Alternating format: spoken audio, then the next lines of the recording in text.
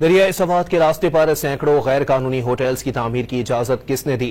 18 अफराद क्यों और कैसे डूब गए? जिम्मेदार कौन है? इस वक्त डॉन न्यूज पेशावर के ब्यूरो चीफ अली अकबर एन उस जगह दरियाए सवात के किनारे मैंगोरा बाईपास पर मौजूद हैं जहां सानेहा हुआ। उनसे तफसीलात जानते हैं। जी अली अकबर, क्या तफसीलात हैं आपके पास?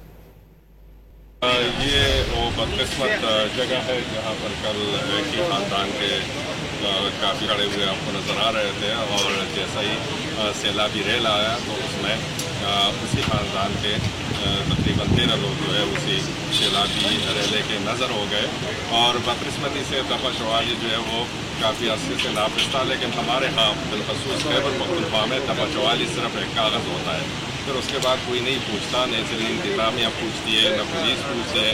अगर दफ़ा 44 नाफिज है तो फिर ये लोग कैसे वहाँ पर गए? कि आज पुलिस यहाँ पर खड़ी है और आज उन्होंने निज़ाम को सख्त किया हुआ है।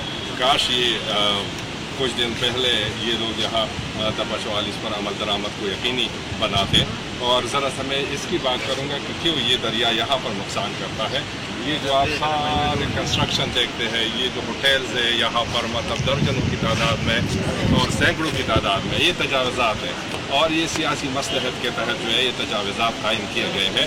2022 में भी यहाँ पर ये वो वाक़या हुआ था, आप लोगों को याद है, जहाँ पर 4-5 दोस्त थे और इमदाद के मुंतज़िर थे तो वो भी दरिया की नज़र हो गए थे और उसके बाद कुछ होटल्स गिराए गए लेकिन फिर मतलब जो है वो बनाए गए सियासी मसलहत के तहत। ये सारा दरिया का रुख है ये इलाका।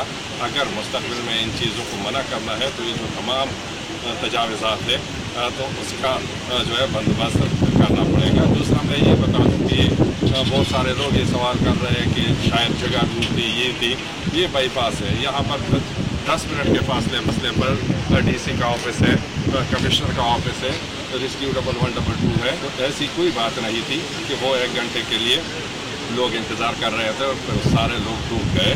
दूसरा ये कि इसी दरिया के लिए ये खुदरेज दरिया है, ये पानी का बहाव बहुत तेज़ होता है। तो हुकूमत को चाहिए कि यहाँ के जो सिविक इदारे हैं उनको सहूलियात फराहम करें। कम से कम इसी इलाके के लिए सवात के दरिया के लिए एक छोटा सा हेलीकॉप्टर होना चाहिए ताकि बहुत की ज़रूरत उसको इस्तेमाल किया जा सके और लोगों की जानें बचाई जा सके। बहुत शुक्रिया अली अकबर।